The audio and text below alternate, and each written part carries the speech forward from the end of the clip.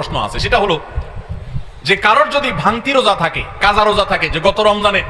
আপনি হয়তো অসুস্থতার কারণে 2টা রোজা রাখতে পারেন না, 4টে রোজা ভাঙা পড়ছে, কোনো মা বোন মাসিকের কারণে তার কয়টা রোজা, 7টা 8টা রোজা বা 10টা রোজা 5টা রোজা তার ভাঙতি পড়ছে, এই রোজাগুলো তিনি আগে রাখবেন নাকি শাওয়ালের 6 রোজা আগে রাখবেন? এটা হলো প্রশ্ন।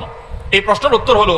অবশ্যই রমজানের রোজাগুলো আগে রেখে তারপরে শাওয়ালের 6 রোজা রাখতে পারলে বেশি উত্তম। কারণ নবী সাল্লাল্লাহু আলাইহি সাল্লামের হাদিসে আমরা দেখি তিনি বলেছেন, যে ব্যক্তি রমজানের রোজা রাখলো এরপরে শাওয়ালের 6 রোজা রাখলো তার জন্য ফজিলত হলো সারা বছর রোজা সওয়াব। তাহলে আগে রমজানের গুলো শেষ করে তারপরে শাওয়ালের 6 রোজা রাখতে পারলে বেশি ভালো। কিন্তু যদি কোনো মা বোন বা কোনো ভাই তার মনে হয় যে না, ভাঙতি রোজাগুলো রেখে তারপরে আবার শাওয়ালের 6 রোজা রাখা আমার জন্য কঠিন হবে, গড়ে 10-15টা রোজা রাখতে এক মাসে আমার জন্য চাপ হয়ে যাবে, তাহলে যে কোনো একটা অপশন যদি বেছে নিতে হয় তাহলে আমি বলবো অবশ্যই আপনি শাওয়ালের 6 রোজা, যেহেতু শাওয়ালের পরে আর প্রযোজ্য হবে না, এর সব শাওয়ালের পরে আর পাবেন না, এজন্য শাওয়ালের গুলো আগে রেখে ফেলেন এবং কাজাগুলো দিয়ে পরে রাখেন, ইনশাআল্লাহ আপনি